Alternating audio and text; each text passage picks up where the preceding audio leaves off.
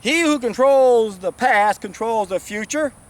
He who controls the present controls the past. George Orwell wrote that in his very famous book, 1984, published in 1948, which is the same year he mysteriously died. Now, for just a moment, I'd like to replace the word past with the word history. He who controls history controls the future. He who controls the present controls history. When we think of the past as history, we realize that these 6 psychopaths who rule the world have done so in the past and in the present and in the future for 3,000 years. But then when you look at the past, you realize they've controlled it twice. They controlled it when it happened, but then in the present they control what we think happened. They control the history. That's how they're able to control the future, because we don't have access to the history. We're being bamboozled. We're being lied to. Our history books are a bunch of garbage.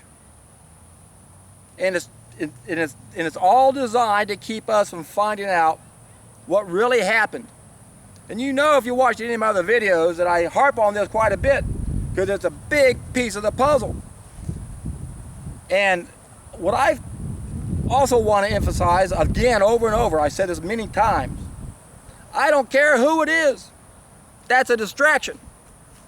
It's a distraction to say it's the Jews or the Jesuits or the Satanists or whoever. It's a distraction. All that matters is how are they doing it?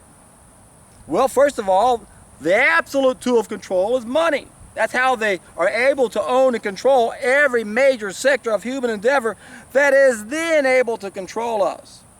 When you control what people know, you control what people do. And they will repeat and keep doing over and over and over. He who controls the past, he who controls history, controls the future. So the people in charge right now are controlling what we think happened in the past. And they're keeping us from finding the knowledge we need to turn this hell back into the paradise it once was. What most of us don't understand is that the people who rule the world could not do so if we simply corrected one big mistake. That's why there's an idea who's stronger than all the armies in the world. It's an idea that will change our mentality. And that idea is, let's correct the biggest mistake we ever made. And as long as we continue to make this mistake, we're going to be coming up 1 sense short. Instead of 6, we only have 5. Now we have the wrong mentality. And now we need people to control us, because we're out of control. And then what are they going to do? They're going to get us to fight amongst ourselves. That's what the wars are all about. If you haven't watched All Wars or Bankers Wars, I highly recommend that. It's a very short little YouTube video that explains it's the same sick group of people who control the past, they control the history and the present, and they're going to keep controlling the future if we don't learn the truth about the past and the history. People say, how stupid can we be if we can't learn from history? Look, it repeats itself over and over. Yes, it does. Why? Because we don't have access to the history. The people who rule the world control the history books. The history books that they're teaching our kids now is full of the same garbage that were in the books that I read. Damn it pisses me off that we're lying to our children this way, and they just play follow the leader, not knowing any better. So it's up to every one of us to change this, and we can change it in 1 generation. 1 generation is all it takes to break this cycle of abuse, where we keep teaching our children the same mistakes that were taught to us. We got to stop that cycle. It's insane. It's what creates everything else. It makes all the other problems seem overwhelming, where you don't even want to put any energy into it or even entertain it's true, because they'll drive you crazy otherwise. And that's what most people do, isn't it? It's a defense mechanism. We know this is how denial works. We literally shut our brain off so we don't go crazy, because we literally do live in a twilight zone where we have the sickest of us exploiting the rest of us who are also sick. Only one solution, and it's a simple one. We just got to get healthy. But the problem, of course, is most of us don't know what to do. And then there's so much conflicting information. Who can we trust? Well, Aristotle had the right idea. Believe only your own experience. There is no fact like a fact learned from your own life. The only problem, we have a malfunctioning survival mechanism or feedback system. Society attacked early. We developed a tolerance to our mistakes. And now, we don't know we're making mistakes. It's like smoking a cigarette. First one, you cough and cough and cough. What happens a couple years later? Up to a pack a day, you don't cough at all, do you? But then decades down the road, you get lung cancer, but there's no connection. My friends, I'm telling you, it's an exciting time to live.